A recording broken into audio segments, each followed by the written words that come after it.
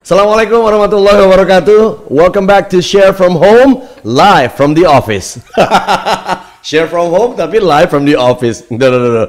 It's just a gimmick ya. Stenia Gustav hadir bersama AVO Productions. Kita biasanya selalu mengantarkan suatu hal yang lagi tren, terus mengundang orang-orang yang trendy juga, ya kan, orang-orang yang istilahnya tuh kalau zaman dulu ya ada istilah pasaraya young and trendy. Tapi yang satu ini young atau tidak saya nggak tahu, Anda yang memutuskan. Tapi it's so good to be here again di Share From Home. Nah, kita akan ngomongin spesifik tentang netizen plus 62 alias Jakarta.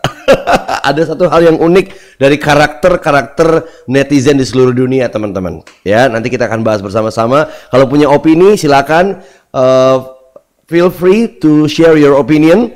Ya, mau telepon nanti kita lagi bangun hybrid telepon, belum lama, nggak lama lagi. Ya, tapi sekarang kita masuknya lewat media sosial dulu, ya kasih. Nah, sahabat saya yang satu ini sudah malang melintang, puluhan tahun lah di dunia advertising agency, marketing communications, gitu ya. Mostly dia pengen disebut sebagai a storyteller and a data enthusiast, ya, with broad range experience in advertising and integrated marketing communications. Lebih dari 11 tahun pengalamannya di dunia konten, creative, digital marketing, social media, and all that stuff. So jadi kalau ada orang yang mengamati netizen itu, dialah orangnya. Ya, let's talk about it. Seno Pramuaji. Assalamualaikum bro, sehat? Waalaikumsalam warahmatullahi wabarakatuh. Thank you for coming bro. Alhamdulillah sehat. Sehat ya, tapi lu 11 tahun di bidang yang sama ya, menarik lo ini. Apa gimana nih, apa karena cinta sama dunia konten atau mungkin opportunity-nya datang ke situ aja, atau selama ini belum ada yang cross industry atau gimana? Oke. Sedikit tentang gua biar netizennya juga tahu gitu ya. Biar nyinyirinnya gampang ya? Iya. Gue justru cross industry gitu. Gua awalnya gitu. Gua dulu abis sempat kuliah sambil bekerja di radio gitu kan, masuk ke dunia profesional tuh awalnya dari consumer goods malah. Oh, consumer FMCG ya? FMCG gitu. Gua dari FMCG, gua pernah ke mall, advertising and promotionnya. Terus gua udah pernah juga semacam kayak ini, kalau lower stand suka ada home shopping tuh. Ada sebuah perusahaan Korea. Gua di bagian post pro-nya, jadi produser, merangkap sebagai wardrobe, sebagai personal assistant. Ya palu gak ada lah. Namanya juga waktu itu tim broadcastnya tuh internal team gitu. Asik. Yang which is kita nggak subs ke production lain gitu kan. Jadi gue pernah di home shopping, terus gue juga pernah di media online. Sadis. Pernah di brand telekomunikasi juga kan lo? Telco kan? Gue pernah di agency, terus gue di telco, sekarang di e-commerce pernah, sekarang balik lagi ke FMCG. Sadis, Seno Pramuaji dengan segudang pengalamannya. Ada berbagai versi dalam melihat multi experience tadi yang disebutin. Ada yang bilang kalau terlalu banyak industri yang didatengin, seseorang nggak akan jago di bidang itu, gitu. Ada lagi versinya adalah kalau seseorang terlalu lama di satu bidang, rugi banget, dia nggak akan bisa belajar bidang yang lain, ya itulah komen-komen netizen. Tapi menariknya adalah banyak banget aspek-aspek tertentu dari komen-komen netizen ya bro ya. Gue kalau mau belajar pinter, gue lihat komen-komen mereka ketika mereka lagi ngomentarin artis atau ngomentarin orang-orang yang kontroversial. Itu keren-keren loh komentar mereka, maksudnya beda-beda angle-nya. Ada sebuah kebiasaan malah, misalnya di YouTube nih ada video kontroversi gitu kan, masuk di trending nomor 3 di YouTube gitu kan. Ada beberapa orang yang nggak peduli videonya apa, dia ngecekin komen YouTube, dilihat gitu.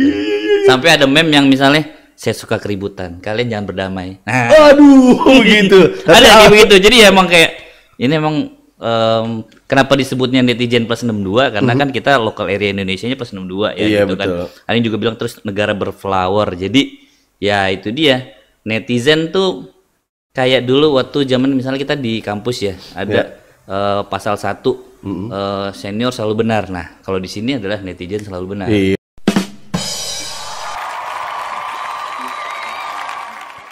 Baik kalau gitu, nah ini kayaknya ada satu hal yang berbeda dengan netizen plus 62 nih. Ya, lo mau nyampein. Gimana bro? Apa yang menarik bro? Ya, kalau gue terus terang di kantor, gue ada bagian ekspornya yang sekarang ke Filipina. Jadi kemarin sempat ngobrol sama mereka, it's totally different behavior bersosial medianya Indonesia dengan Filipina. Kalau kita mau cross cross dari negara gitu ya. Iya, iya. Ternyata yang ada juga beberapa data dari kayak We Are Social sama Hootsuite gitu ya. Orang Filipina itu mereka nggak mainan Instagram. Iya, oke. Mereka lebih banyak di Facebook. Oh gitu. Yes. Jadi ada beberapa, gue nggak tahu persis gitu local insight culture behaviornya seperti apa gitu. Nah, kebalikannya dari orang Indonesia adalah semua dimainin sob. Semuanya ada ya. Semuanya ada. Tapi kenapa gua kalau masuk ke Facebook, kalau gua masuk ke Facebook selalu setiap muncul pertama berita duka cita ya bro? Apa karena di usia gua kali ya kebanyakan orang mengabarkan tentang duka cita ya? Yes. Jadi di sosial media itu banyak banget beredar kalau kita telaah gitu ya. Mungkin teman-teman sering buka Google atau Wikipedia di sosial media gitu tuh ada foto, gambar, meme ya. Malah ada aplikasi meme generator, makanya yang gue bilang tadi ada meme yang SpongeBob, macam-macam deh. Pokoknya Indonesia tuh orangnya kreatif banget. Terus juga ada video ya kan, baik mau yang negatif, positif, macam-macam lah. Video pendek, video panjang gitu kan. Video web series, ada forum. Kalau kita tahu dulu tepatnya forum tuh Kaskus gitu. Sekarang masih banyak lagi juga. Keren. Orang blogging, macam-macam. Ada UGC istilahnya, User Generated Content. Kenapa Facebook nomor 1 media tapi nggak punya konten? Nah terus yang nyediain ya netizen ya istilahnya, ngasih foto, ngasih cerita, ngupdate status. Itulah netizen plus 62. Jangan-jangan netizen plus 62 tuh memegang sahamnya Facebook sebenarnya. Tapi makanya, apa yang membuat sebuah konten itu viral men? Apa karakter-karakternya, terutama dari sudut pandang netizen plus 62 nih ya? Oke. Kita karakter ke orang netizen gitu ya, Indonesia in typical. Mengapa makannya sinetron juga masih banyak yang nonton? Ada relatednya karena netizen suka drama. Drama yang satu misalnya yang sedih, itu ke drakor gitu misalnya. Nah tapi kalau yang ada perselisihan gitu ya, atau pertikaian gitu misalnya, ya itu dia seneng aja rame gitu. Mereka belum baca atau belum tahu sudut pandang kasus itu terjadi apa gitu ya, karena ada selalu dua sisi gitu. Ya always there's the both side of the stories, tapi ya udah nanti dulu belakangannya kronologisnya gitu gimana. Yang penting gue komen dulu baru baca. Jadi komen dulu baca belakangan. Iya, tapi kadang-kadang banyak juga komen-komen yang menyakitkan yang terjadi sama itu loh. Kadang-kadang kita sendiri sakit hati ya teman-teman. Tapi itulah netizen plus 62. Tapi jangan, ini kalau dari materi Seno jangan sampai jempol kita lebih dulu mengalahkan pikiran kita. Mengalahkan pikiran kita. Jadi ada quote bijak dari mantan Menteri Kominfo ya, Rudiantara. Ini gue quote gitu. Jadi agak sedikit panjang, gue ambil intinya. Jadi jangan sampai jempol kita tuh mengalahkan pikiran kita. Gitu. Excellent. Oke, sekarang kita bahas sedikit beberapa berita-berita yang lagi hangat juga diperbincangkan di netizen. Katanya iPhone bakal ganti nama. Wah, nanti ya. Oke, baik kalau gitu iPhone lah kita bahas sekarang. iPhone bakal ganti nama. Jadi apa namanya? Menurut lo yang pantas jadi apa? Ini dari suara.com nih. Gue sih agak ragu ya dengan berita. Lo tim iPhone atau tim Android sih? Ini ngomongin agama. Gue dua-duanya sob. Gue Android ada, iOS juga ada gitu. Tapi gue currently sejak live streaming kayak gini agak sebel sama iPhone judulnya. Karena pasti kompatibelnya agak susah. Iya susah. Kayak gue harus mesti pakai headsetnya mereka, nggak bisa pakai wireless, nggak bisa pakai Bluetooth.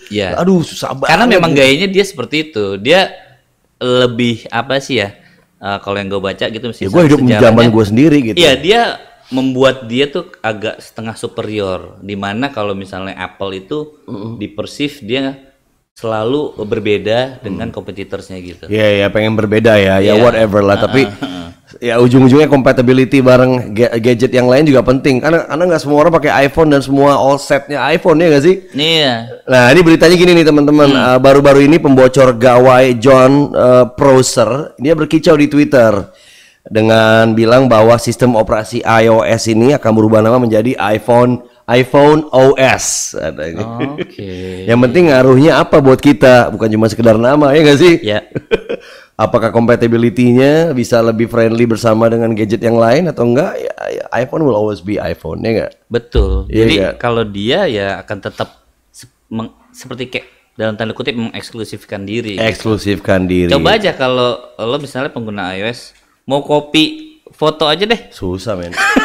Susah banget. Gue punya data di iPhone gue yang jadul itu 5S mau gue keluarin pindah ke MacBook aja kadang wah susah juga. Padahal apa gue nggak kali kalau enggak sih harusnya. Lu nggak sendirian, banyak jutaan orang merasakan hal yang sama. Oke, sebelum masuk ke materi Om Seno lagi, kita masuk lagi nih ke berita yang lagi hot juga ya. Nah, ini nih lagi ramai diperbincangkan berita hotnya nih.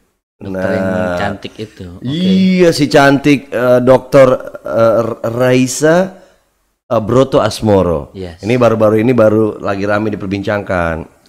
Jadi intinya dia diprotes sama ombudsman, ya kan, Pak Bos Alvin Lee katanya beliau ini nggak pantas lah nerima jadi endorser. Yeah. Terus ada counter lagi, saya belum jadi aparatur sipil negara, kenapa dong saya masih bisa dong cari nafkah yang lain gitu loh. Terus ada lagi di counter lagi bahwa ini apa sih dasar penunjukan Raisa Broto Asmoro ini dan sebagainya. Kalau gue sih lebih nyaman yang lihat beliau ya. Kalau kesini ujungnya ranahnya agak branding. Oke, siap. Gitu. Jadi bungkusannya kemarin mungkin agak bawa-bapak gitu ya, yang kayak kalau misalnya selalu ditunggu sama netizen. Nah itu tetap ada. Gitu. Ini kan salah satu bagian dari gugus tugas kan. Iya, salah satu bagian dari gugus tugas gitu. Mungkin kemarin auranya agak gimana gitu bapaknya. Nah ini mungkin secara branding, secara appealing lebih indah sedikit gitu dilihat gitu ya. Tapi tetap netizen akan komen duluan baru baca belakangan apa yang disampaikan oleh Dr. Raisa. Komen duluan bahkan baru tahu faktanya bahwa Dr.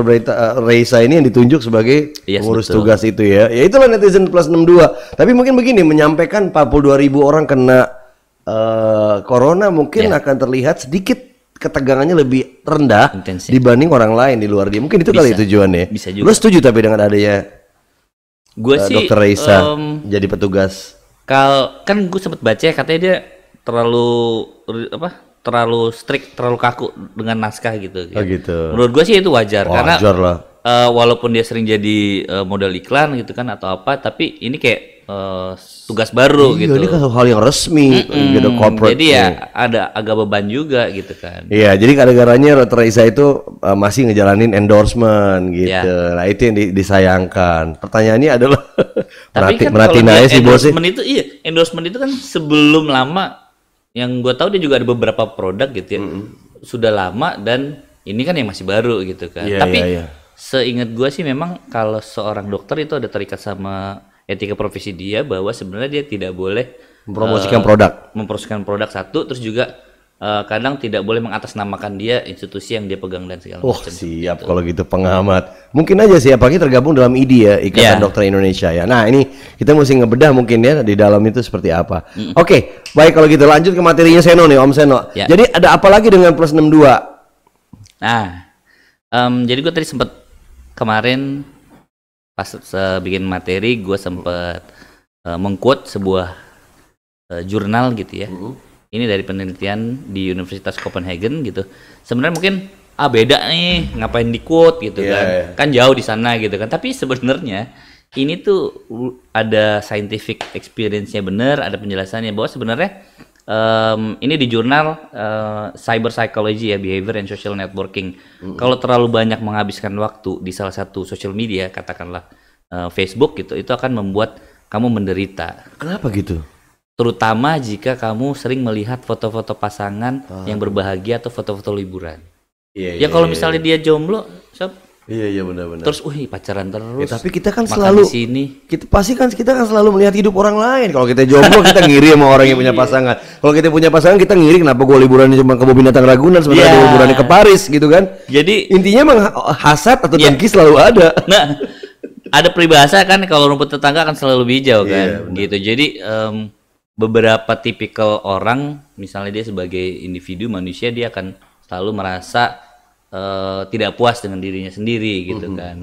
Nah terusannya dari jurnal tersebut tuh bahkan sebenarnya misalnya kita nih lagi lihat Facebook atau Instagram gitu, terus lihat baca update, baca status gitu ya, terus dia lagi foto liburan di Paris nih, gua kapan bisa ke Paris ya gitu kan. Jadi selalu editan tuh belakangnya gitu netizen plus 2 pakai green screen gitu ya misalnya, atau di foto studio. Jadi orang akan selalu membandingkan dirinya sendiri dengan orang lain, padahal sebenarnya nggak realistis sih seperti itu. Nah kalau udah sampai berlebihan ya, kamu tuh kan merasa tidak puas dengan apa yang kamu punya sekarang.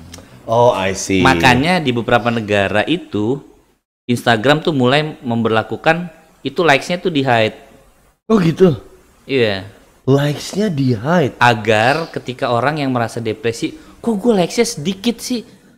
Tapi ini akan jadi creating another problem menurut gue, bro. Nah, jadi apa tujuan gue untuk showing something kalau nggak di like orang? Nah itu dia kan. Intinya jadi dia bisa tahu like-nya berapa, tapi dia tahunya ngelihat kayak di Instagramnya dia sendiri gitu. Tapi itu nggak di-show ke orang lain gitu. Iya. Menarik nih, menarik. Oke. Tapi kalau curhat di medsos boleh nggak sih, men? Nah, gue sih selalu menghindari yang satu ini. Kenapa tuh? Karena gue termasuk orang yang old school gitu. Misalnya kalau gue ada masalah atau apa, gue mending offline aja gitu sama pasangan gue gitu. Asik. Atau sama temen. Nggak di sosmed ya? Gue sedih nih gitu, nggak di sosmed. Soalnya kan kalau lu curhat di sosmed terus lu gembok ya boleh gitu kan. Tapi ya gunanya apa? Apa gunanya lu bersosmed kalau lu digembok, di private digembok, iya kan? Gitu. Jadi bukannya percuma ya.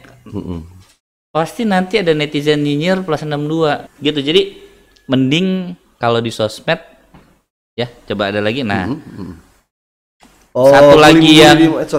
satu lagi juga karakter netizen tuh yang gue yakin mereka nganggapnya gini, gue nggak ketemu tuh orang kok, gue dari jauh ngetiknya gitu kan. Dia nggak terlalu aware dengan namanya undang-undang ITE gitu kan. Jadi ya apa yang dia rasa dia nggak suka langsung aja diketik gitu tanpa memperhatikan atau bisa berempati ke orang lain. Stop right there. Gue mau nanya dulu, apa hal yang menurut lo improper yang pernah lo ucapkan di dalam kolom komentar orang untuk seorang Seno Pramuaji yang paling menurut lo tuh kejem atau bengis atau apa? Lo inget apa nggak? Pernah nggak komentar sesuatu? Jujur, ayo jujur. Nggak, karena kita pasti ada. apa siapa? Waktu itu gue ngomentarin temen gue yang udah lama nggak ketemu. Gitu. Oke. Tapi temen lo nih ya, dia tahu karakter lo ya. Gitu. Jadi gue bilang, kok lu gendutan sih? Ais. Kan itu ke cewek ya, jadi dia enggak, yang marah bukannya temen lu udah biasa dengar bercandaan lu, tapi orang lain, lu kurang ajar gitu, pasti ada ya? Bisa jadi kayak gitu.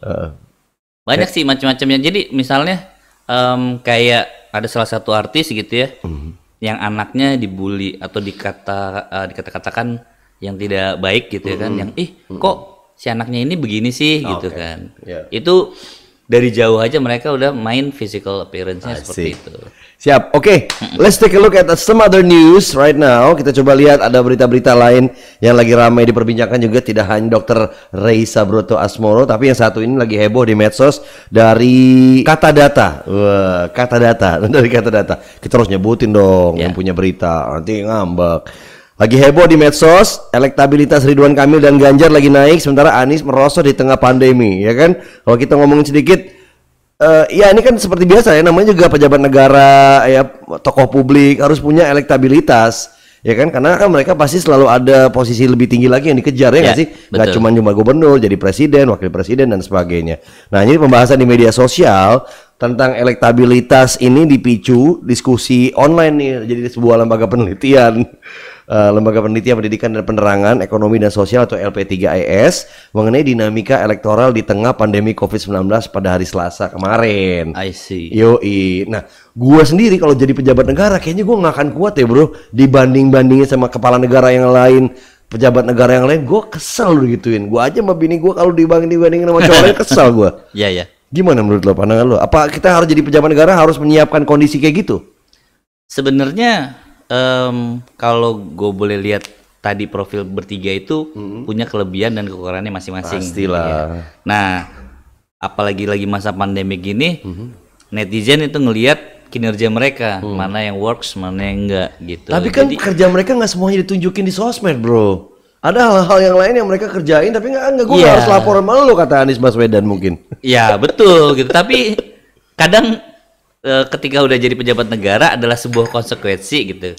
Ya seperti Steny Agustaf gitu kan, menjadi public figure ya pasti mau nggak mau ada sesuatu yang orang akan bicarakan gitu. Pejabat negara pun juga seperti itu, walaupun nggak apple to apple dengan artis gitu ya, tapi ketika dia doing something wrong ya harus terima konsekuensi. Nanti diserang netizen nih dari komentarnya gitu, mau yang nyinyir ataupun yang ngasih pujian. Ya. Jadi intinya untuk menjadi seorang pejabat negara, tokoh publik, kita harus menyiapkan mental kita sedemikian rupa, teman-teman. Nah, ini ada hasilnya tadi dari obrolan elektabilitas tadi, favorabilitas ya, hasil drone emprit katanya. Ridwan Kamil tertinggi 54%, Ganjar Pranowo kedua di 53%. Beda tipis dengan Ridwan Kamil, dan Anies Baswedan terendah 31%, cukup jauh katanya dari favorabilitas gitu, ya kan? Ya, siapkan mental bapak-bapak, karena inilah yang paling berat, bukan melakukan pembangunan, bukan membuat perubahan di sebuah tempat di provinsi, tapi juga melawan netizen. Tapi netizen nggak bisa dilawan loh. Mereka bukan melawan, mereka harus dirangkul. Gimana cara? Kalau lo jadi mereka, apa yang lo lakukan untuk bisa merangkul mereka? Seperti sebuah selebgram kemarin yang rame dengan haters, yang ada versi cowok sama versi cewek. Itu mereka kayak brandingnya agak negatif, tapi menurut gue mereka berdua pinter bagaimana memanfaatkan aset mereka di sosial media. They turn haters into their monetization gitu. Dengan apa? Jadi haters. Oh, ini yang nonton pembubaran sebuah restoran fast food ya? Bukan. Suami istri. Gue sebut aja Pak. Ya, kayak misalnya Karin, gue bilang sih udah dia nongol kan. Ya. Dia kemarin sempat negatif, tapi dia bisa tuh punya strategik gitu, yang dimana hatersnya yang dulu nyerang-nyerang dia sekarang jadi akhirnya ada yang mungkin turns into loyal fan. Ya. Jadi haters itu harus dikelola. Yes, bisa. I agree with you, man. Haters itu sebenarnya fans yang butuh perhatian kalau menurut gue. Ya, betul. Nah, makanya lo mesti kasih perhatian, dan ketika dia nggak ngejahatin lo, jangan lo jahatin lagi, tapi lo angkat dia, berikan dia peran, katanya gitu. Karena di sini strateginya ini ya. Oh, jadi menjadi seorang selebgrammers, influencer tuh nggak gampang juga ya, guys. Enggak. Banyak hal yang harus kita lakuin ya. Termasuk gimana caranya memanage hubungan atau ya maintaining hubungan tadi. Sekarang kita lanjut ke berita berikutnya. Oke. Ya, jadi ada Satgas nih bro. Satgas nemuin sejumlah penyelewengan dana bansos COVID-19. Gila, sedih banget. Di salah satu daerah ada ibu-ibu yang ditemukan di rumahnya meninggal bro, karena dia nggak bisa nebus dana bansosnya dia karena kurang persyaratan, dan dia kelaparan, meninggal dalam kelaparan. Itu adalah momen tersedih dalam hari gua waktu itu. Dan ini mengagetkan nih. Jadi Kepala Biro Penerangan Masyarakat Polri Brigjen Pol Awi Setiono bilang ada sejumlah kasus yang ditemukan Satgas khusus pengawasan dana COVID-19. Jadi banyak yang dikorupsi, men. Dana bansos itu ada yang dikorupsi. Harusnya misalnya terima 150.000 jadi 120, 100.000. Bayangin loh, sama kayak kejadian ini loh yang kemarin gempa ya, dikorupsi ya. Dana gempa tsunami gitu. Dana bencana dikorupsi gitu. Jadi Kapolri Jenderal Polisi Idam Aziz menegaskan dong ya ke anak buahnya, pokoknya gue jalanin instruksi presiden gue, ya kan, bilang akan gue tindak tegas pihak-pihak yang berani nyelewengin dana-dana bantuan. Tapi menurut lo gimana bro? Mungkin awalnya dia nggak mau ini kali ya, tapi ngelihat duit jadi belok atau gimana? Susah segampang ya, gue harus bilang ini oknum gitu. Tapi somehow gue setuju sih ketika ada sebuah lembaga negara gitu membantu polisi gitu, which is itu KPK gitu ya. Mereka yang mengaudit yang lebih payungnya gitu kan. Kalau kayak gini kan oknum mungkin seperti tadi yang lo bilang gitu, mereka bermain dengan api, bermain ketika ada kesempatan gitu ya. Jadi gue sempat juga ada baca gitu kan, yang harusnya ada beras sekian, ada sembako segini, terus tau-tau duitnya cuma berapa, sembakonya ada yang hilang ya kan. Itu kan kalau lu ngambil misalnya 1 liter beras, terus paket sembakonya ada 3.000 misalnya 3.000 gitu, liter gitu. dong. Enggak, misalnya 3.000 paket gitu ya. Nah, lu ngambil 1 liter udah 3.000 liter sendiri ya kan, bener. Dahsyat ya. Iya. Ya tapi menurut gua gini, selain pendidikan agama di mana seorang itu harus punya rasa takut yang tinggi, ya kan, harus merasa diawasi sama pencipta, ya kan. Kedua, menurut gua kita juga harus meningkatkan sistem yang bagus, men. Sistem yang dimana kecil banget kemungkinan orang menyelewenginya, nggak tahu gimana lah ya. Tapi harus ada sistem dong. Betul. Ketika ini pengawasan pindah tangan harus ada catatan, bukti, foto apa gitu ya gak sih? Apalagi semua pakai handphone juga gampang. Oke, kita lanjut ke materi Om Seno. Ini makin seru nih. Plus 62 nih menarik nih. Katanya ada juga karakter-karakter orang-orang yang pura-pura jadi orang lain di medsos. Ini kalau biasanya lo baca berita kriminal, Sob. Ini tuh banyak banget. Ya, terus. Seorang gadis ditemukan pingsan di rumah siapa gitu. Jadi modusnya gitu, kenalan di Facebook, ya. Gue juga bingung sob, misalnya kalau ada seorang perempuan gitu ya, udah tahu orang asing nggak kenal, kenapa ketemu Nyampe di offline rumah. gitu? Nah. Kenapa ketemu offline mau aja gitu? I don't know gitu. Namanya Kan. juga Cuman, cowok, emang lu nggak pernah disepikin cowok dulu? jadi dia kayak pura-pura jadi orang lain gitu ya. Misalnya dia umurnya 39 nih. Gitu kan. Ini cewek Namanya apa cowok? Bambang, cowok. Oh, cowok, oke. Predatornya misalnya cowok gitu kan. Aduh. Aslinya dia 39 namanya Bambang gitu. Terus dia ngaku ya umurnya nggak jauh dari si target gitu kan. 25-an. Kan gampang aja pakai foto orang, caption atau profil data tinggal ditulis aja gitu. Karena kalau di internet kita jadi sapi pun orang nggak tahu. Ibaratnya gitu, ya kan? Gitu, iya makanya. Jadi ya terlalu naif nggak sih kalau misalnya ya itulah mungkin yang balik lagi ya. Feeling gue sih ya juga sih. Kenapa? Itu kan hal yang logik sebenarnya. Masa lu mau ketemu dengan stranger? Bisa aja orang apa mungkin orang Indonesia terlalu polos nggak ngerasa bahwa orang lain itu bisa jadi pembohong. Pasalnya gini, yang gue perhatiin ya dari berita itu sama kasusnya gimana gue ikutin gitu. Kan ceritanya pengamat sosial media gitu. Si perempuan ini yang kena jebakan istilahnya itu umurnya misalnya 16-17 tahun yang sudah cukup dewasa untuk mengetahui kira-kira dia kalau bertindak ini konsekuensinya akan seperti apa, seperti itu sih. Ya. Gitu. Menarik. Oke. Makanya sebenarnya gue ada beberapa baca jurnal gitu kan di beberapa universitas juga ada yang namanya etika sosial media gitu kan. Nah itu harus diajarkan ke semua. Gitu. Iya. Tapi kalau ketika lo sebagai social media enthusiast atau lo pengamat sosial media, lo kan pasti geram, lo pengen ngelakuin sesuatu. Kira-kira kalau lo ada dikasih kesempatan, lo dikasih jabatan, lo dikasih modal, lo dikasih power, lo dikasih budget untuk ngelakuin perubahan di media sosial supaya lebih rapi dari kejahatan-kejahatan tadi, lo mau ngapain? Nice, berat banget pertanyaan. Loh, ini kan pancingan bro. Siapa tahu emang ada pejabat di luar sana atau kalau gue sih media sosial tuh udah pasti nggak bisa diatur gitu karena itu sifatnya akan user generated content gitu, orang akan willingly untuk bikin konten dan dia upload di media sosial.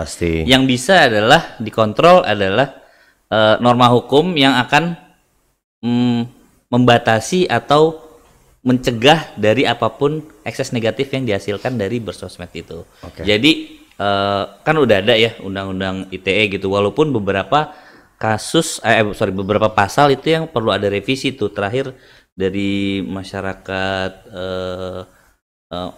ada tuh yang masyarakat transparansi MTI pernah menyarankan untuk ada beberapa pasal di undang-undang ITE kemarin itu ada yang perlu direvisi seperti itu. Nah, gue rasa dari bekal itu sih udah benar gitu. Cuman itu kan yang hukum, tapi ada yang di luar itu yang lebih ke etika yang informal, itu yang harus orang kita educate seperti itu. Oke, jadi intinya edukasi tentang pendidikan media sosial ya, supaya jangan pakai dulu baru mikir baru belajar caranya gini ya, tapi ya belajar dulu baru ngejalanin gitu ya orang Indonesia tuh ya. netizen. Tapi jualan boleh nggak di medsos? Boleh banget. Menurut lo gimana? Boleh. Apa cara yang paling efektif untuk seseorang atau sebuah perusahaan kecil atau apapun itu untuk jualan di medsos? Apa kriteria harus kayak gimana? Syarat-syaratnya apa? Kayak gimana? Kayak harusnya saran lo apa? Kebetulan gue punya toko. Oke. Di sebuah marketplace gitu. Jualannya frozen food. Gitu.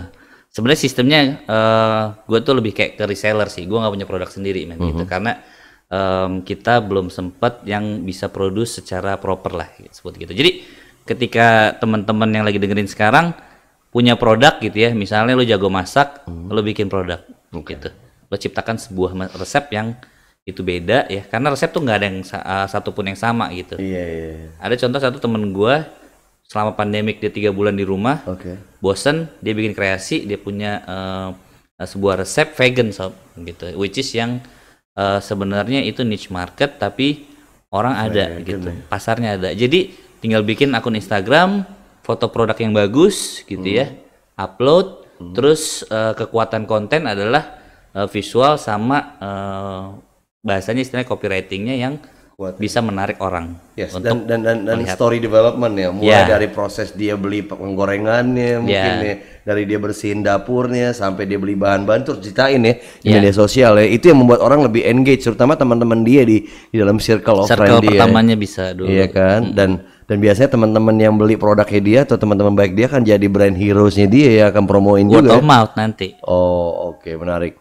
Yes, apalagi bro kira-kira yang bisa dilakuin di medsos? Satu lagi itu adalah personal branding istilahnya, atau branding diri kita sendiri gitu.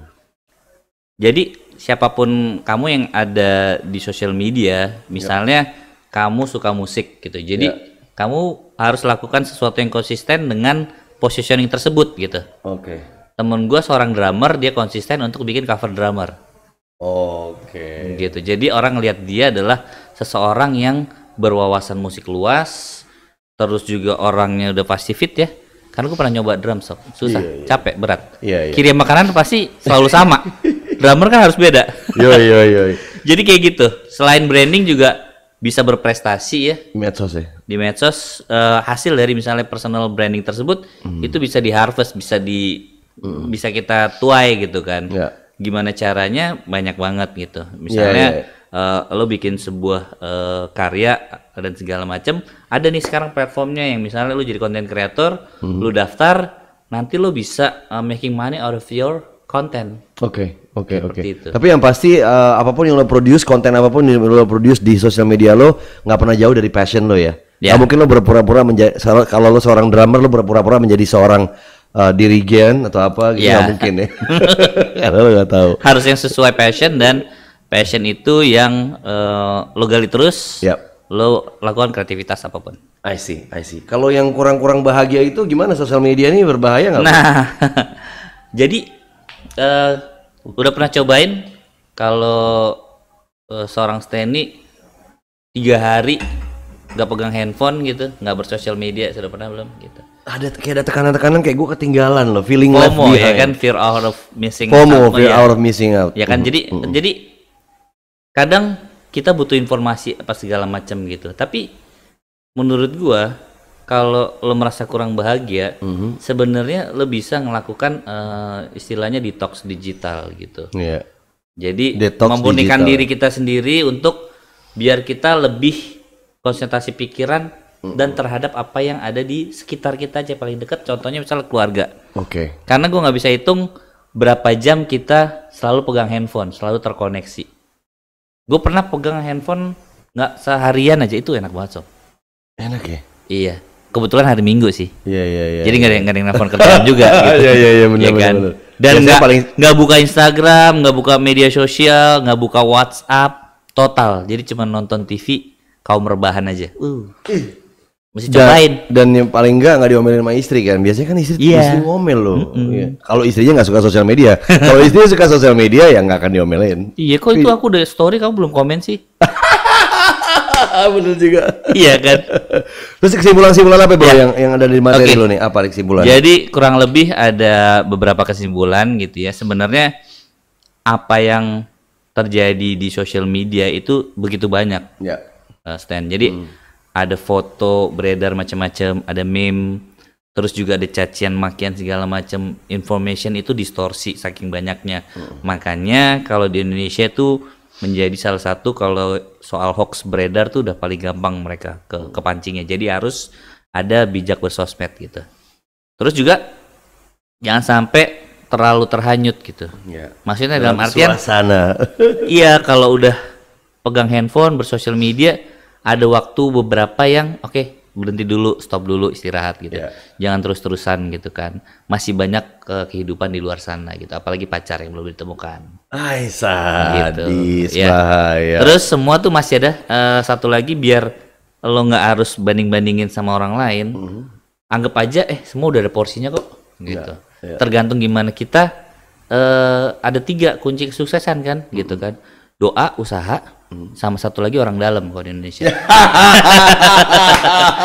Kalau nggak ada agak susah memang gitu. Iya, makanya semua ada porsi-porsinya gitu kan. Nah, semua kan kita punya ekses negatif dan positif gitu. Kita ada pakai aura gitu. Tapi makanya itu ketika bersosmed terus pengen berkeluh kesah, ada energi positif apa negatif yang dikeluarkan, tahan aja, tapi arahkan itu untuk kegiatan positif yang lain gitu. Excellent. Lo bikin konten yang positif, gambar-gambar cakep, posting di Instagram, grid sama timelinenya rapi, orang akan ngikutin lo gitu kan. Seperti itu. Mantap Om Seno Pramuaji. Ya. Banyak hal menarik yang kita bisa petik dari cerita bersama Om Seno Pramuaji ini. Kayaknya waktu nggak akan pernah cukup, tapi gue yakin dari sini kita akan undang-undang Om Seno lagi untuk ngomongin yang lain. Karena ini bagian dari perjuangan seorang social media enthusiast seperti lo ya. Lebih banyak lo ngomong di media, diceritain ini, lo paling nggak ngajarin orang kan. Karena buat gua sharing is caring satu gitu kan. Oke. Lo tuh akan belajar ketika lo membagikan pengetahuan lo ke orang. Lo justru bukan yang mereka belajar ke lo, tapi lo belajar sama mereka. Alhamdulillah. Karena kan ada interaksi di situ.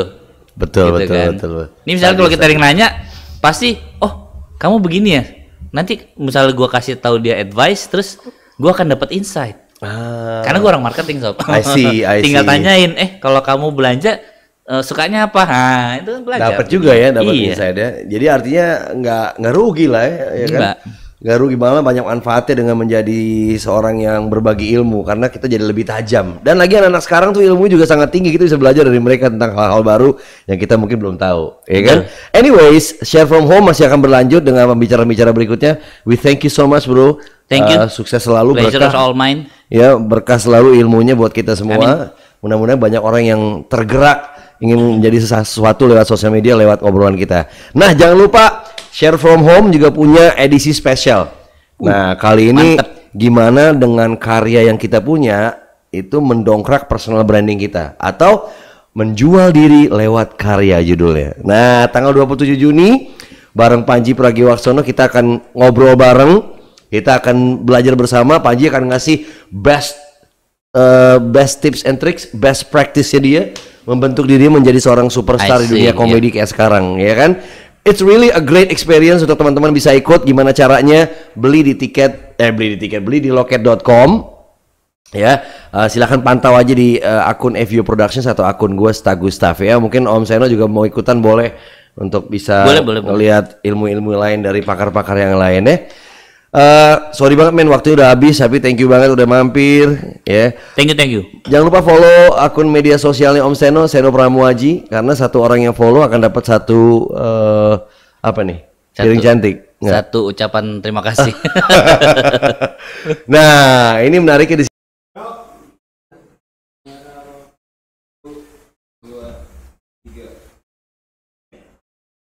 Assalamualaikum warahmatullahi wabarakatuh. Welcome back to Share from Home, live from the office. Share from home tapi live from the office. No.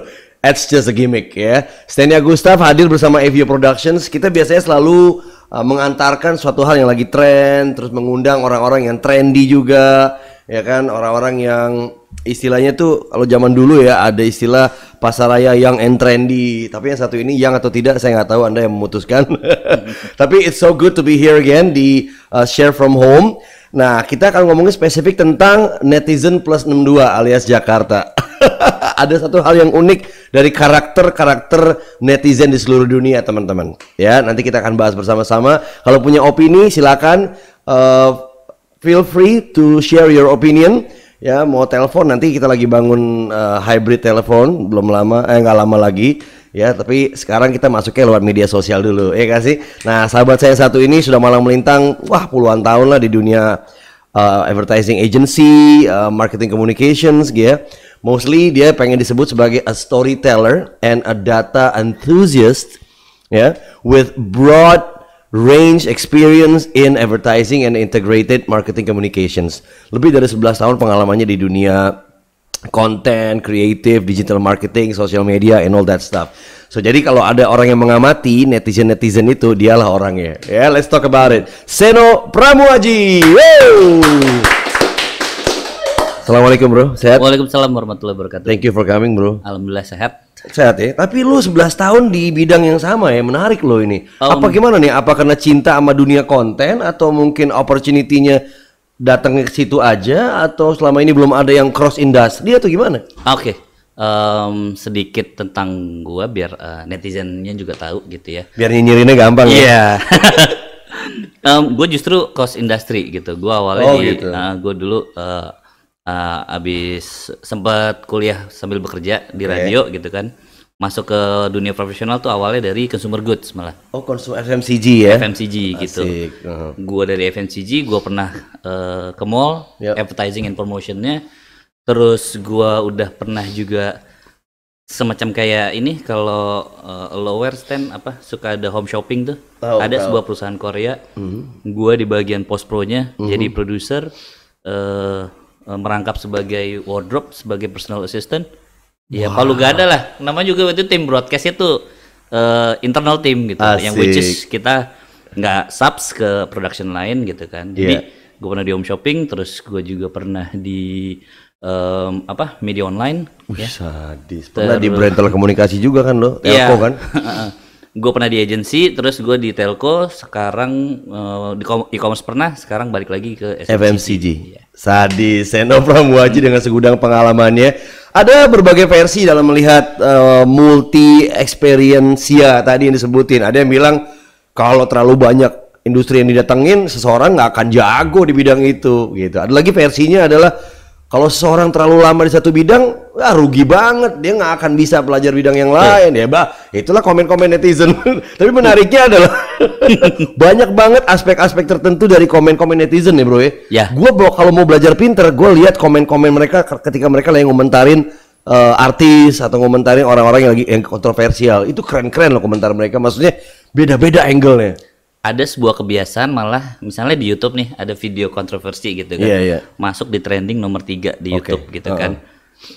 Ada beberapa orang yang nggak peduli videonya apa, dia ngecekin komen YouTube, dilihat gitu.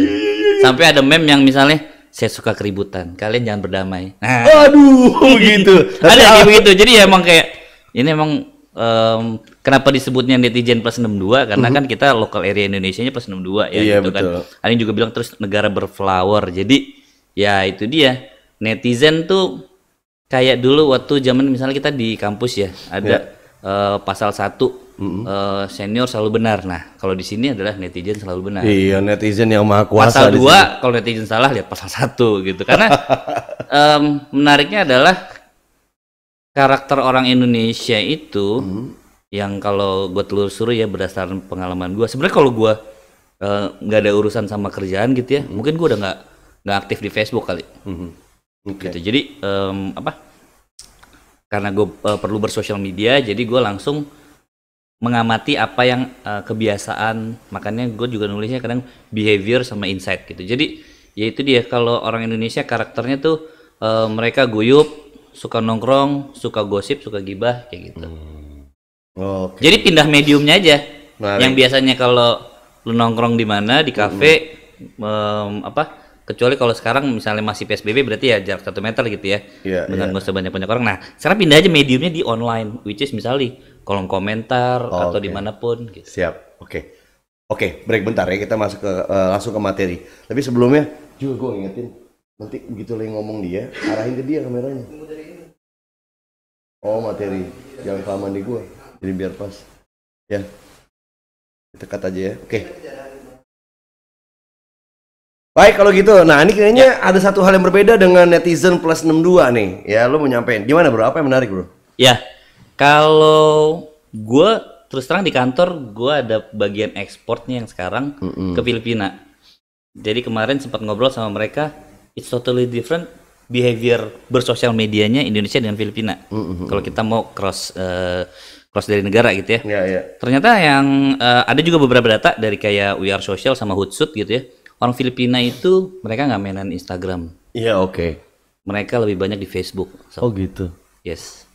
Jadi ada beberapa gue nggak tahu persis gitu local insight culture behaviornya seperti apa gitu. Nah, kebalikannya dari orang Indonesia adalah semua dimainin sob. Semuanya ada ya. Semuanya ada. Tapi kenapa gua kalau masuk ke Facebook, kalau gua masuk ke Facebook selalu setiap muncul pertama berita duka cita ya bro. Apa karena di usia gua kali ya kebanyakan orang mengabarkan tentang duka cita ya. Yes. Jadi di sosial media itu banyak banget beredar kalau kita telaah gitu ya. Mungkin teman-teman sering buka Google atau Wikipedia, di sosial media gitu tuh ada foto, gambar, meme ya.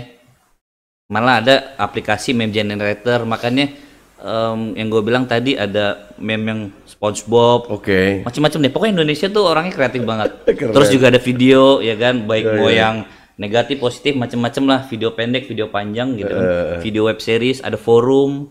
Kalau kita tahu dulu tepatnya forum tuh Kaskus gitu. Sekarang masih banyak lagi juga. Keren. Orang blogging, macam-macam. Ada UGC istilahnya, User Generated Content. Kenapa Facebook nomor 1 media tapi nggak punya konten?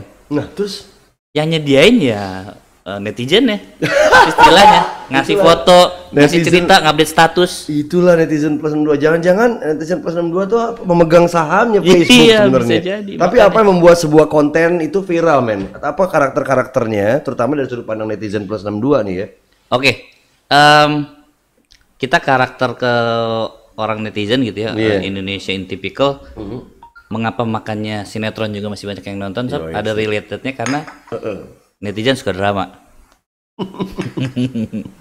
Drama yang satu misalnya yang sedih, itu ke drakor gitu misalnya. Nah tapi kalau yang ada perselisihan gitu ya, atau pertikaian gitu misalnya, ya itu dia seneng aja rame gitu. Mereka belum baca atau belum tahu sudut pandang kasus itu terjadi apa gitu ya, karena ada selalu dua sisi gitu ya, always there's the both side of the stories. Tapi ya udah nanti dulu belakangannya kronologisnya gitu gimana, yang penting gue komen dulu baru baca. Jadi komen dulu baca belakangan. Iya, tapi kadang-kadang banyak juga komen-komen yang menyakitkan yang terjadi sama itu loh. Kadang-kadang kita sendiri sakit hati ya teman-teman. Tapi itulah netizen plus 62. Tapi jangan, ini kalau dari materi Seno, jangan sampai jempol kita lebih dulu mengalahkan pikiran kita. Jadi ada quote bijak dari mantan Menteri Kominfo ya, Rudiantara. Ini gue quote gitu. Jadi agak sedikit panjang, gue ambil intinya. Jadi jangan sampai jempol kita tuh mengalahkan pikiran kita. Gitu. Excellent. Oke, sekarang kita bahas sedikit beberapa berita-berita yang lagi hangat juga diperbincangkan di netizen. Katanya iPhone bakal ganti nama. Wah, nanti ya. Oke, baik kalau gitu iPhone lah kita bahas sekarang. iPhone bakal ganti nama, jadi apa namanya? Menurut lo yang pantas jadi apa? Ini dari suara.com nih. Gue sih agak ragu ya dengan berita. Lo tim iPhone atau tim Android sih? Ini ngomongin agama, gue dua-duanya sob. Gue Android ada, iOS juga ada gitu. Tapi gue currently sejak live streaming kayak gini agak sebel loh sama iPhone judulnya. Karena pasti kompatibelnya agak susah. Iya susah, kayak gue harus mesti pakai headsetnya mereka, nggak bisa pakai wireless, nggak bisa pakai Bluetooth. Aduh susah banget. Karena memang gayanya dia seperti itu, dia lebih apa sih ya? Kalau yang gue baca gitu, gue hidup di zaman gue sendiri gitu. Iya, dia membuat dia tuh agak setengah superior, dimana kalau misalnya Apple itu dipersif dia selalu berbeda dengan kompetitornya gitu. Iya, pengen berbeda ya whatever lah. Tapi ya ujung-ujungnya compatibility bareng gadget yang lain juga penting. Karena nggak semua orang pakai iPhone dan semua all setnya iPhone ya nggak sih? Iya. Nah ini beritanya gini nih teman-teman. Baru-baru ini pembocor gawai John Prosser dia berkicau di Twitter dengan bilang bahwa sistem operasi iOS ini akan berubah nama menjadi iPhone OS. Yang penting ngaruhnya apa buat kita, bukan cuma sekedar nama ya nggak sih? Ya. Apakah compatibility-nya bisa lebih friendly bersama dengan gadget yang lain atau enggak? Ya, iPhone will always be iPhone ya nggak? Betul. Jadi kalau dia ya akan tetap seperti kayak dalam tanda kutip mengeksklusifkan diri. Coba aja kalau lo misalnya pengguna iOS mau copy foto aja deh. Susah men. Susah banget. Gue punya data di iPhone gue yang jadul itu 5S mau gue keluarin pindah ke MacBook aja kadang wah susah juga. Padahal apa gue nggak kali kalau enggak sih harusnya. Lo nggak sendirian memang banyak jutaan orang merasakan hal yang sama. Oke, sebelum masuk ke materi Om Seno lagi, kita masuk lagi nih ke berita yang lagi hot juga ya. Nah, ini nih lagi ramai diperbincangkan berita hotnya nih. Yang cantik itu. Iya si cantik Dr. Raisa Broto Asmoro. Ini baru-baru ini lagi ramai diperbincangkan. Jadi intinya dia diprotes sama ombudsman ya kan, Pak Bos Alvin Lee katanya beliau ini nggak pantas lah nerima jadi endorser. Terus ada counter lagi, saya belum jadi aparatur sipil negara, kenapa dong saya masih bisa dong cari nafkah yang lain gitu loh. Terus ada lagi di counter lagi bahwa ini apa sih dasar penunjukan Raisa Broto Asmoro ini dan sebagainya? Kalau gue sih lebih nyaman yang ngeliat beliau ya. Kalau kesini ujungnya ranahnya agak branding. Oke, siap. Gitu. Jadi bungkusannya kemarin mungkin agak bawa bapak gitu ya, yang kayak kalau misalnya selalu ditunggu sama netizen. Nah itu tetap gitu. ada. Ini kan salah satu bagian dari gugus tugas kan? Iya, salah satu bagian dari gugus tugas gitu. Yeah. Mungkin kemarin auranya agak gimana gitu bapaknya. Nah ini mungkin secara branding, secara appealing lebih indah sedikit gitu dilihat gitu ya. Tapi tetap netizen akan komen duluan baru baca belakangan apa yang disampaikan oleh Dr. Reisa. Komen duluan, bahkan baru tahu faktanya bahwa Dr. Reisa ini yang ditunjuk sebagai pengurus tugas itu ya. Ya itulah netizen plus 62. Tapi mungkin begini, menyampaikan 42.000 orang kena corona mungkin akan terlihat sedikit ketegangannya lebih rendah dibanding orang lain di luar dia. Mungkin itu kali tujuannya. Bisa juga. Lu setuju tapi dengan adanya Dr. Reisa jadi petugas? Kan gue sempet baca katanya dia terlalu strict, terlalu kaku dengan naskah gitu. Oh gitu. Menurut gue sih itu wajar karena lah. Walaupun dia sering jadi model iklan gitu kan atau apa, tapi ini kayak tugas baru gitu. Ini kan hal yang resmi gitu, corporate. Jadi ya ada agak beban juga gitu kan. Iya, jadi kadang-kadangnya Dr. Reisa itu masih ngejalanin endorsement gitu. Nah itu yang disayangkan. Pertanyaannya adalah merhatiin aja sih bosnya. Endorsement itu kan sebelum lama, yang gue tahu dia juga ada beberapa produk gitu ya.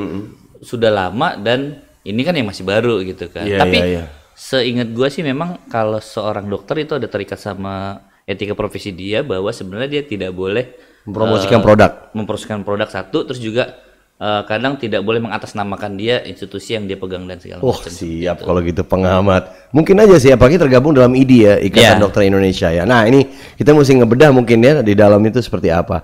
Oke, baik kalau gitu lanjut ke materinya Seno nih, Om Seno. Jadi ada apa lagi dengan plus 62? Nah, jadi gue tadi sempat kemarin pas bikin materi gue sempat mengquote sebuah jurnal gitu ya. Ini dari penelitian di Universitas Copenhagen gitu. Sebenarnya mungkin beda nih, ngapain di quote gitu kan. Kan jauh di sana gitu kan. Tapi sebenarnya ini tuh ada scientific experience-nya bener, ada penjelasannya bahwa sebenarnya ini di jurnal Cyber Psychology ya, Behavior and Social Networking. Kalau terlalu banyak menghabiskan waktu di salah satu social media, katakanlah Facebook gitu, itu akan membuat kamu menderita. Kenapa gitu? Terutama jika kamu sering melihat foto-foto pasangan yang berbahagia atau foto-foto liburan. Kalau misalnya dia jomblo, Iya benar-benar. Terus, pacaran terus. Tapi kita kan selalu kita kan selalu melihat hidup orang lain. Kalau kita jomblo kita ngiri sama orang yang punya pasangan. Kalau kita punya pasangan kita ngiri kenapa gue liburannya cuma ke Binatang Ragunan sementara dia liburannya ke Paris gitu kan. Jadi intinya emang hasad atau dengki selalu ada. Nah, ada peribahasa kan kalau rumput tetangga akan selalu hijau kan. Gitu. Jadi beberapa tipikal orang, misalnya dia sebagai individu manusia, dia akan selalu merasa tidak puas dengan dirinya sendiri gitu kan.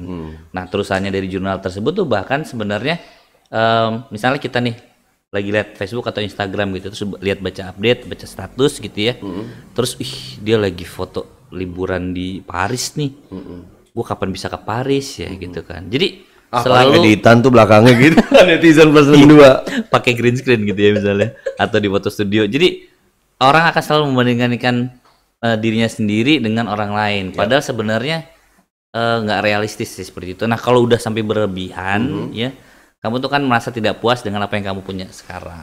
Oh, I see. Makanya di beberapa negara itu Instagram tuh mulai memberlakukan itu likes-nya tuh di hide. Oh gitu. Iya. Likes-nya di hide agar ketika orang yang merasa depresi, kok gue likes-nya sedikit sih.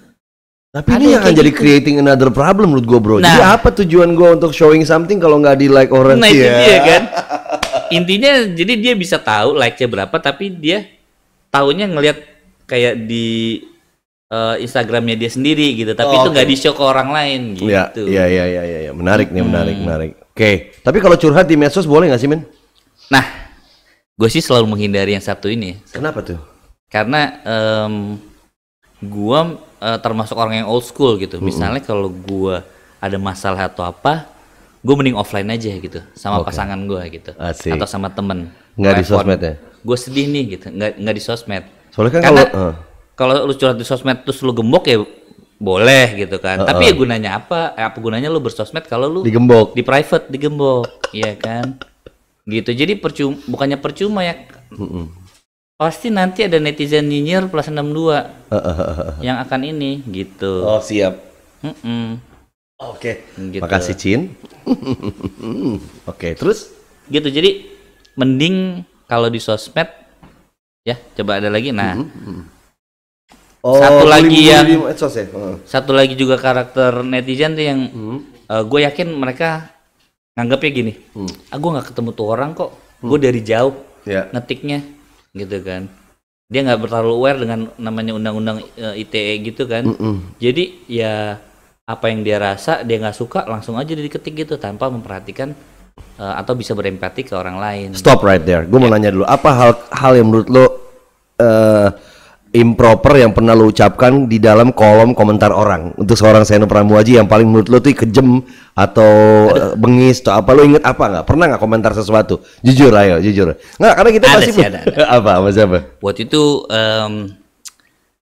gue ngomentarin temen gue yang udah lama nggak ketemu gitu. Oke. Tapi temen lo nih ya, dia tahu karakter lo ya. Sih, gitu. Jadi gue bilang, kok lu gendutan sih? Ais, Kan itu ke cewek ya, jadi dia enggak, yang marah bukannya temen lu, lah temen lu udah biasa denger bercandaan lu, tapi orang lain, lu kurang ajar gitu, pasti ada ya? Bisa jadi kayak gitu.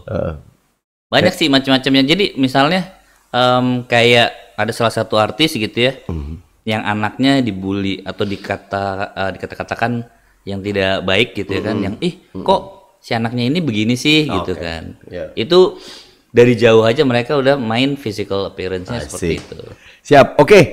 Let's take a look at some other news right now. Kita coba lihat ada berita-berita lain yang lagi ramai diperbincangkan juga, tidak hanya Dr. Rey Sabroto Asmoro, tapi yang satu ini lagi heboh di medsos dari sebentar, ini dari beritanya dari mana ya? Let me check ya. Oke. Tapi yang pasti gini lah, ini beritanya ini seputar kata data, kata data, dari kata data. Kita harus nyebutin dong yang punya berita, nanti ngambek. Lagi heboh di medsos, elektabilitas Ridwan Kamil dan Ganjar lagi naik, sementara Anies merosot di tengah pandemi, ya kan? Kalau kita ngomongin sedikit, ya ini kan seperti biasa ya, namanya juga pejabat negara, ya tokoh publik harus punya elektabilitas. Ya kan, karena kan mereka pasti selalu ada posisi lebih tinggi lagi yang dikejar ya nggak sih? Nggak cuma gubernur, jadi presiden, wakil presiden dan sebagainya. Nah ini pembahasan di media sosial tentang elektabilitas ini dipicu diskusi online nih, jadi sebuah lembaga penelitian.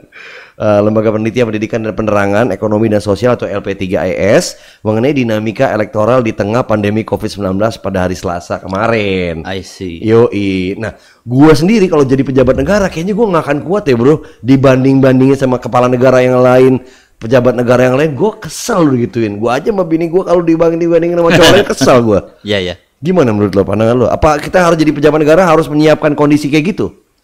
Sebenarnya kalau gue boleh lihat tadi profil bertiga itu punya kelebihan dan kekurangannya masing-masing. Pastilah. Ya.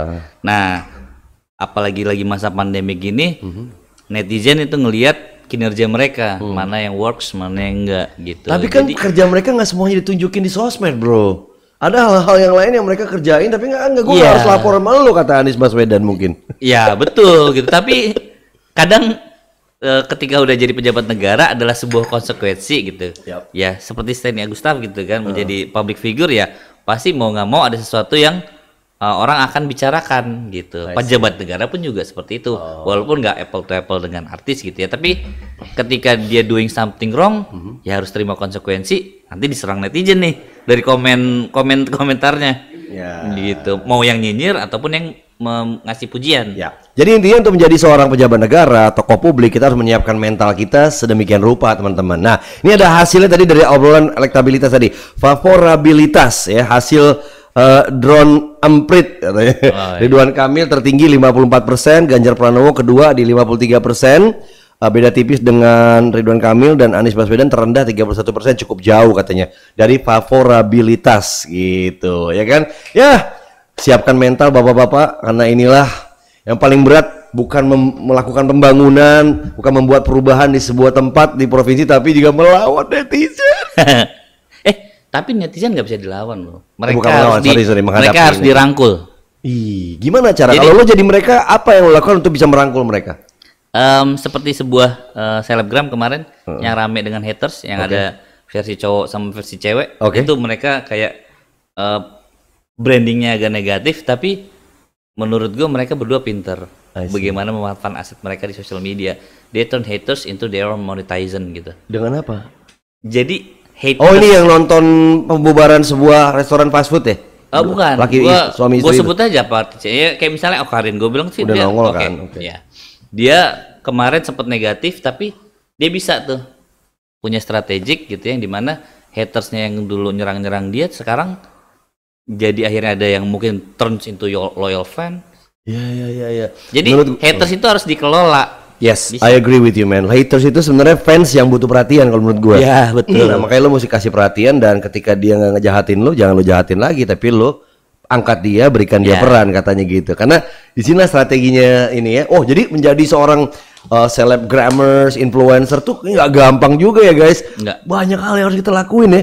Termasuk gimana caranya memanage hubungan atau ya maintaining hubungan tadi. Sekarang kita lanjut ke berita berikutnya. Oke.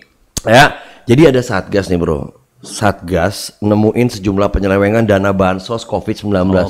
Gila, sedih banget. Di salah satu daerah ada ibu-ibu yang ditemukan di rumahnya meninggal bro, karena dia nggak bisa nebus dana bansosnya dia karena kurang persyaratan, dan dia kelaparan, meninggal dalam kelaparan. Itu adalah momen tersedih dalam hari gua waktu itu. Dan ini mengagetkan nih. Jadi Kepala Biro Penerangan Masyarakat Polri Brigjen Pol Awi Setiono bilang ada sejumlah kasus yang ditemukan Satgas khusus pengawasan dana COVID-19. Jadi banyak yang dikorupsi, men. Dana bansos itu ada yang dikorupsi.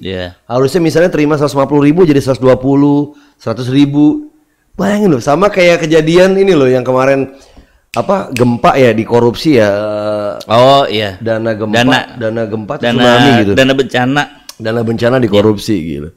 Jadi Kapolri Jenderal Polisi Idam Aziz menegaskan dong ya ke anak buahnya, pokoknya gue jalanin instruksi presiden gue, ya kan, bilang akan gue tindak tegas pihak-pihak yang berani nyelewengin dana-dana bantuan. Tapi menurut lo gimana bro? Mungkin awalnya dia nggak mau ini kali ya, tapi ngelihat duit jadi belok atau gimana? Susah segampang ya, gue harus bilang ini oknum gitu. Tapi somehow gue setuju sih ketika ada sebuah lembaga negara gitu membantu polisi gitu, which is itu KPK gitu ya, mereka yang mengaudit yang lebih payungnya gitu kan. Kalau kayak gini kan oknum mungkin seperti tadi yang lo bilang gitu, mereka bermain dengan api, bermain ketika ada kesempatan gitu ya. Jadi gue sempat juga ada baca gitu kan, yang harusnya ada beras sekian, ada sembako segini, terus tau-tau duitnya cuma berapa, sembakonya ada yang hilang ya kan. Itu kan kalau lu ngambil misalnya 1 liter beras, terus paket sembakonya ada 3.000 misalnya 3.000 gitu, liter gitu. dong? Enggak, misalnya 3.000 paket gitu ya. Nah, lu ngambil 1 liter udah 3.000 liter sendiri ya kan, bener. Dahsyat ya. Iya. Ya tapi menurut gua gini, selain pendidikan agama di mana seorang tuh harus punya rasa takut yang tinggi, ya kan, harus merasa diawasi sama pencipta. Ya kan? Kedua, menurut gua kita juga harus meningkatkan sistem yang bagus, men. Sistem yang dimana kecil banget kemungkinan orang menyelewenginya, nggak tahu gimana lah ya. Tapi harus ada sistem dong. Betul. Ketika ini pengawasan pindah tangan harus ada catatan, bukti, foto apa gitu ya nggak sih? Apalagi semua pakai handphone juga gampang. Oke, kita lanjut ke materi Om Seno. Ini makin seru nih. Plus 62 nih menarik nih. Katanya ada juga karakter-karakter orang-orang yang pura-pura jadi orang lain di medsos. Ini kalau biasanya lo baca berita kriminal, Sob. Ini tuh banyak banget. Seorang gadis ditemukan pingsan di rumah siapa gitu. Jadi modusnya gitu, kenalan di Facebook, ya. Gue juga bingung, Sob. Misalnya kalau ada seorang perempuan gitu ya, udah tahu orang asing nggak kenal, kenapa ketemu offline gitu? Kenapa ketemu offline mau aja gitu? I don't know gitu. Namanya juga cowok. Emang lu nggak pernah disepikin cowok dulu? Jadi dia kayak pura-pura jadi orang lain gitu ya. Misalnya dia umurnya 39 nih. Gitu kan. Ini Namanya cewek namanya apa cowok? Bambang, cowok. Oke. Predatornya misalnya cowok gitu kan. Aduh. Aslinya dia 39 namanya Bambang gitu. Terus dia ngaku ya umurnya nggak jauh dari si target gitu kan. 25-an. Kan gampang aja pakai foto orang, caption atau profil data tinggal ditulis aja gitu. Karena kalau di internet kita jadi sapi pun orang nggak tahu. Ibaratnya gitu, ya kan? Iya. Gitu, iya makanya. Jadi ya terlalu naif nggak sih kalau misalnya ya itulah mungkin yang balik lagi. Feeling gue sih ya juga sih. Kenapa? Itu kan hal yang logik sebenarnya. Masa lu mau ketemu dengan stranger? Bisa aja orang apa mungkin orang Indonesia terlalu polos nggak ngerasa bahwa orang lain itu bisa jadi pembohong. Masalahnya gini, yang gue perhatiin ya dari berita itu sama kasusnya gimana gue ikutin gitu. Kan ceritanya pengamat sosial media gitu. Si perempuan ini yang kena jebakan istilahnya itu umurnya misalnya 16-17 tahun yang sudah cukup dewasa untuk mengetahui kira-kira dia kalau bertindak ini konsekuensinya akan seperti apa, seperti itu sih. Ya. Gitu. Menarik. Oke. Makanya sebenarnya gue ada beberapa baca jurnal gitu kan di beberapa universitas juga ada yang namanya etika sosial media gitu kan. Nah itu harus diajarkan ke semua. Gitu. Iya. Tapi kalau ketika lo sebagai social media enthusiast atau lo pengamat sosial media, lo kan pasti geram, lo pengen lakuin sesuatu. Kira-kira kalau lo ada dikasih kesempatan, lo dikasih jabatan, lo dikasih modal, lo dikasih power, lo dikasih budget untuk ngelakuin perubahan di media sosial supaya lebih rapi dari kejahatan-kejahatan tadi, lo mau ngapain? Nice, berat banget pertanyaan. Loh, ini kan pancingan bro. Siapa tahu emang ada pejabat di luar sana atau kalau gue sih media sosial tuh udah pasti nggak bisa diatur gitu karena itu sifatnya akan user generated content gitu, orang akan willingly untuk bikin konten dan dia upload di media sosial. Yang bisa adalah dikontrol adalah norma hukum yang akan membatasi atau mencegah dari apapun ekses negatif yang dihasilkan dari bersosmed itu. Jadi kan udah ada ya undang-undang ITE gitu, walaupun beberapa beberapa pasal itu yang perlu ada revisi tuh. Terakhir dari masyarakat ada tuh yang masyarakat transparansi MTI pernah menyarankan untuk ada beberapa pasal di undang-undang ITE kemarin itu ada yang perlu direvisi seperti itu. Nah, gue rasa dari bekal itu sih udah benar gitu. Cuman itu kan yang hukum, tapi ada yang di luar itu yang lebih ke etika yang informal, itu yang harus orang kita educate seperti itu. Oke, jadi intinya edukasi tentang pendidikan media sosial ya, supaya jangan pakai dulu baru mikir baru belajar caranya gini ya, tapi ya belajar dulu baru ngejalanin gitu ya orang Indonesia tuh ya. netizen. Tapi jualan boleh nggak di medsos? Boleh banget. Menurut lo gimana? Boleh. Apa cara yang paling efektif untuk seseorang atau sebuah perusahaan kecil atau apapun itu untuk jualan di medsos? Apa kriteria harus kayak gimana? Syarat-syaratnya apa? Kayak gimana? Kayak harusnya saran lo apa? Kebetulan gue punya toko. Oke. Di sebuah marketplace gitu. Jualannya frozen food. Gitu. Sebenarnya sistemnya gue tuh lebih kayak ke reseller sih. Gue nggak punya produk sendiri gitu. Karena kita belum sempat yang bisa produce secara proper lah seperti gitu. Jadi ketika teman-teman yang lagi dengerin sekarang punya produk gitu ya, misalnya lo jago masak, lo bikin produk gitu. Lo ciptakan sebuah resep yang itu beda ya, karena resep tuh nggak ada yang satupun yang sama gitu. Ada contoh satu temen gue selama pandemik dia 3 bulan di rumah, bosen, dia bikin kreasi, dia punya sebuah resep vegan sob gitu, which is yang sebenarnya itu niche market tapi orang ada gitu, pasarnya ada. Jadi tinggal bikin akun Instagram, foto produk yang bagus gitu ya, upload, terus kekuatan konten adalah visual sama bahasanya istilahnya copywritingnya yang bisa menarik orang. Untuk dan story development ya, mulai dari proses dia beli penggorengannya, mungkin ya, dari dia bersihin dapurnya sampai dia beli bahan-bahan terus ceritain ya di media sosial ya, itu yang membuat orang lebih engage, terutama teman-teman dia di dalam circle of friend dia. Pertamanya bisa dulu. Iya kan, dan biasanya teman-teman yang beli produknya dia atau teman-teman baik dia kan jadi brand heroes-nya dia ya, akan promoin juga. Word of mouth nanti. Oh, oke, menarik. Yes. Apalagi bro kira-kira yang bisa dilakuin di medsos? Satu lagi itu adalah personal branding istilahnya, atau branding diri kita sendiri gitu. Jadi siapapun kamu yang ada di sosial media, misalnya kamu suka musik gitu, jadi kamu harus lakukan sesuatu yang konsisten dengan positioning tersebut gitu. Oke. Temen gue seorang drummer, dia konsisten untuk bikin cover drummer. Oke. Gitu. Jadi orang lihat dia adalah seseorang yang berwawasan musik luas, terus juga orangnya udah pasti fit ya. Karena gue pernah nyoba drum sob, susah, capek, berat. Kirim makanan pasti selalu sama. Drummer kan harus beda.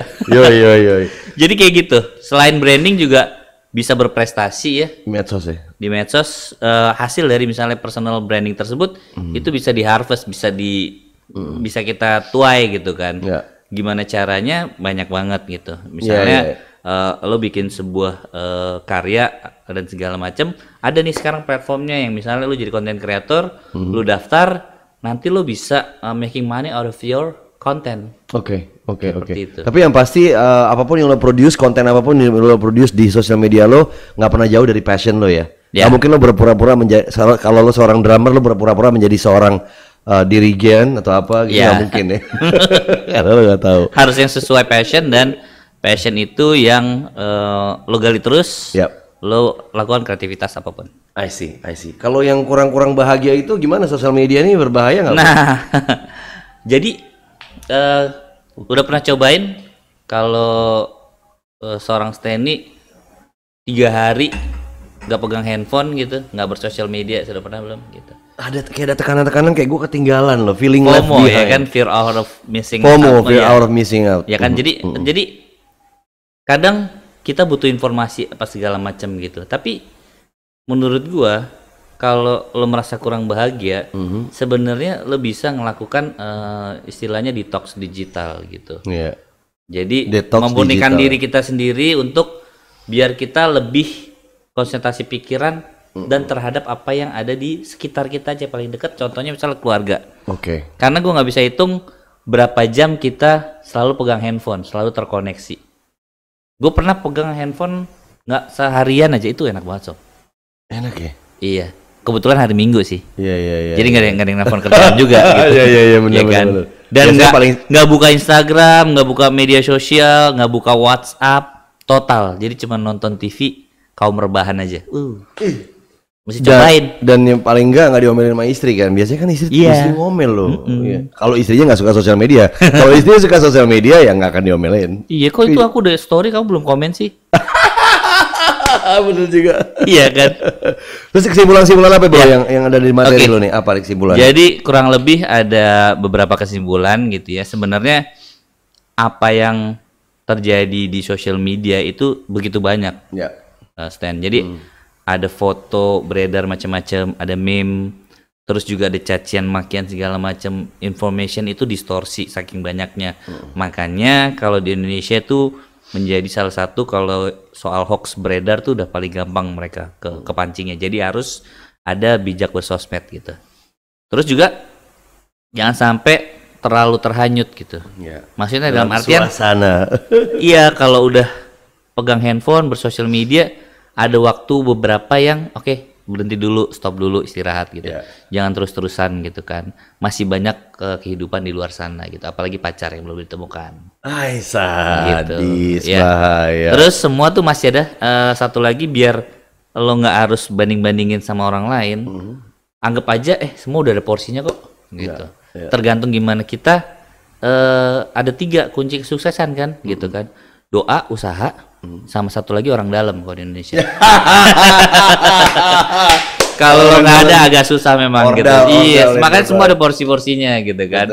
Nah, semua kan kita punya ekses negatif dan positif gitu. Kita ada pakai aura gitu. Tapi makanya itu ketika bersosmed terus pengen berkeluh kesah, ada energi positif negatif yang dikeluarkan, tahan aja, tapi arahkan itu untuk kegiatan positif yang lain gitu. Excellent. Lo bikin konten yang positif, gambar-gambar cakep, posting di Instagram, grid sama timelinenya rapi, orang akan ngikutin lo gitu kan. Sadis. Mantap Om Seno Pramuaji. Banyak hal menarik yang kita bisa petik dari cerita bersama Om Seno Pramuaji ini. Kayaknya waktu nggak akan pernah cukup, tapi gue yakin dari sini kita akan undang-undang Om Seno lagi untuk ngomongin yang lain. Karena ini bagian dari perjuangan seorang social media enthusiast seperti lo ya. Lebih banyak lo ngomong di media, diceritain ini, lo paling nggak ngajarin orang kan. Karena buat gua sharing is caring satu gitu kan. Oke. Lo tuh akan belajar ketika lo membagikan pengetahuan lo ke orang. Lo justru bukan yang mereka belajar ke lo, tapi lo belajar sama mereka. Alhamdulillah. Karena kan ada interaksi di situ. Betul, gitu betul. Ini misalnya kalau kita yang nanya, pasti, oh kamu begini ya. Nanti misalnya gua kasih tahu dia advice, terus gua akan dapat insight. Karena gua orang marketing sob. I see. Tinggal tanyain, kalau kamu belanja sukanya apa? Nah, itu kan belajar. Dapat juga ya, dapat insight ya. Jadi artinya nggak rugi lah ya kan? Nggak rugi, malah banyak manfaatnya dengan menjadi seorang yang berbagi ilmu, karena kita jadi lebih tajam. Dan lagi anak-anak sekarang tuh ilmu juga sangat tinggi, kita bisa belajar dari mereka tentang hal-hal baru yang kita mungkin belum tahu, ya kan? Anyways, Share from Home masih akan berlanjut dengan pembicara-pembicara berikutnya. We thank you so much bro. Thank you. Sukses selalu, berkah all mine. Ya, berkah selalu ilmunya buat kita semua. Mudah-mudahan banyak orang yang tergerak ingin menjadi sesuatu lewat sosial media, lewat obrolan kita. Nah, jangan lupa Share from Home juga punya edisi spesial.